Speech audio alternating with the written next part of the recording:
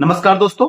आज की वीडियो में हम बात करेंगे एसबीआई पर्सनल लोन के लेके। अगर आप एसबीआई से पर्सनल लोन लेना चाहते हैं तो पर्सनल लोन के लिए अभी वर्तमान में इंटरेस्ट आपको कितना लगेगा, कौन कौन से डॉक्यूमेंट आपको देने पड़ेंगे, कितने साल के लिए आप लोन ले सकते हैं, अगर आप लोन की एलिजिबिलिटी ज्यादा चाहिए तो आपको क्या कार्रवाई करनी चाहिए, पूरी जानकारी आपको इस वीडियो के माध्यम से मिलने वाली है।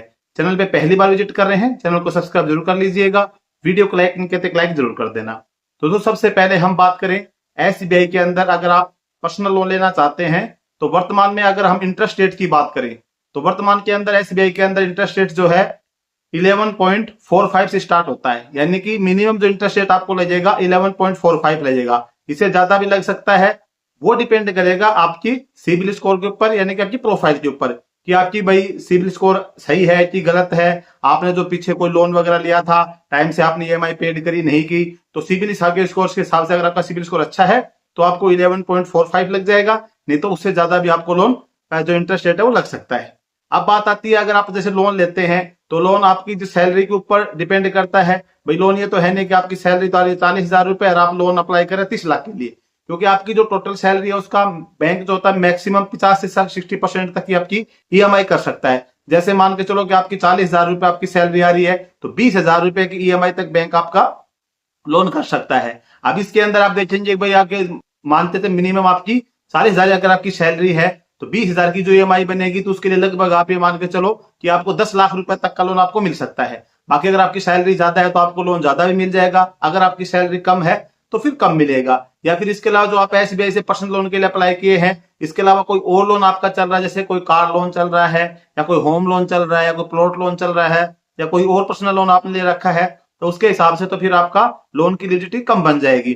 क्योंकि अगर आपका कोई भी लोन नहीं है तभी आपका मतलब 20,000 की ईएमआई पे आपको 10 लाख तक का लोन मिलता है। अगर आपको जैसे कितने साल के लिए मिलेगा, तो एसबीआई से जो पर्सनल लोन होता है ये आपको मैक्सिमम 6 साल के लिए मिलता है। तो आप 5 साल के लिए ले सकते हैं, 6 साल के लिए ले सकते हैं। पहले से 5 साल के लिए मिलता था, लेकिन अगर आप 5 साल के लिए लेंगे तो आपकी जो लोन की एलिजिबिलिटी होगी वो कम आएगी। 6 साल के लिए लेंगे तो आपका लोन की एलिजिबिलिटी बढ़ जाएगी, क्योंकि ईएमआई आपकी कम आएगी। जैसे आप देखेंगे 5 साल के लेंगे तो लगभग आपका 1 लाख के ऊपर आपकी जो ईएमआई बनेगी 2200 रुपए के आसपास बनेगी, यानी कि आप 10 लाख का लेंगे तो 22,000 रुपए के आसपास आपकी ईएमआई आती है। इसके अलावा अगर आप 6 साल के लिए लेंगे तो आपके 1 लाख के ऊपर 1927 रुपए के आसपास की ईएमआई आएगी, यानी कि 10 लाख रुपए के लोन के ऊपर आपकी जो ईएमआई बनेगी वो 19,270 रुपए की समथिंग ऐसे कुछ बनेगी।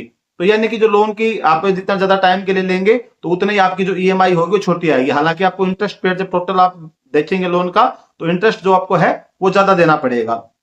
तो अगर आपको लोन की एलिजिबिलिटी कम बने तो आप टाइम ज्यादा कर सकते हैं, इसको 5 साल की बजाय आप 6 साल के लिए ले सकते हैं। इसके अलावा अगर हम बात करें डॉक्यूमेंट्स की, तो डॉक्यूमेंट्स के अंदर देखो एसबीआई से अगर आप पर्सनल लोन ले रहे हैं तो सबसे पहले आपको केवाईसी के लिए आपका पैन कार्ड, आधार कार्ड आपका रिक्वायरमेंट पड़ेगी। उसके बाद में आपका जो बैंक की स्टेटमेंट बैंक मांगेगा। इसके अलावा आपकी पासपोर्ट साइज की फोटो, कैंसिल चेक और 16 नंबर फॉर्म आपका, ये चीजें आपकी बैंक मांगेगा। बाकी इसके अलावा आपकी जो सैलरी स्लिप, जिस डिपार्टमेंट में आप जॉब वगैरह कर रहे हैं तो उसकी सैलरी स्लिप वगैरह होगी, चाहे आप प्राइवेट सेक्टर में है तो गवर्नमेंट सेक्टर में है। तो गवर्नमेंट सेक्टर में तो आपकी लास्ट 6 मंथ की सैलरी स्लिप होगी या 3 मंथ की मांग सकता है बैंक। सेम आपकी अगर आप प्राइवेट सेक्टर में जॉब कर रहे हैं, लिमिटेड कंपनी वगैरह है, तो उसकी भी आपकी सैलरी स्लिप बनती है, तो सैलरी स्लिप आपसे बैंक लेगा। डॉक्यूमेंट में मेन फिर आपकी पासपोर्ट साइज की फोटो होगी, कैंसिल चेक मैंने बता दिया, बैंक की स्टेटमेंट जो होती है बैंक अपनी खुद निकाल लेगा। तो ये मेन डॉक्यूमेंट होंगे अगर आप पर्सनल लोन के लिए अप्लाई बैंक में करते हैं तो। और आज के समय में अगर आप सैलरीड पर्सन है, गवर्नमेंट जॉब में है, तो एसबीआई के अंदर पर्सनल लोन आप ये मान के चलो कि चुटकियों में मिलता है। आप जाएंगे ज्यादा से ज्यादा आपका 1 घंटे के अंदर बैंक जो जैसे भाई ज्यादा भीड़ वाला बैंक नहीं है तो आपका 1 घंटे के अंदर मैक्सिमम आपके अकाउंट के अंदर जो है लोन आपका आ जाएगा। क्योंकि लोन के लिए, पर्सनल लोन के लिए गवर्नमेंट कर्मचारी के लिए एसबीआई के अंदर बहुत ही आसानी कर रखी है, आसानी से पर्सनल लोन जो है आपका मिल जाता है।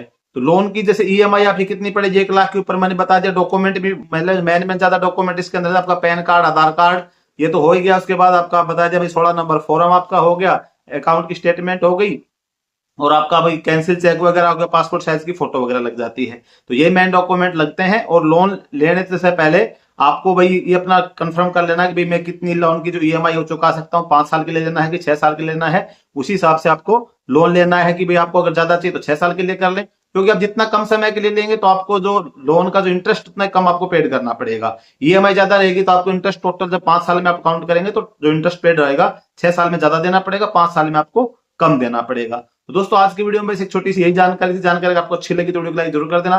चैनल पे पहली बार सब्सक्राइब जरूर कर देना।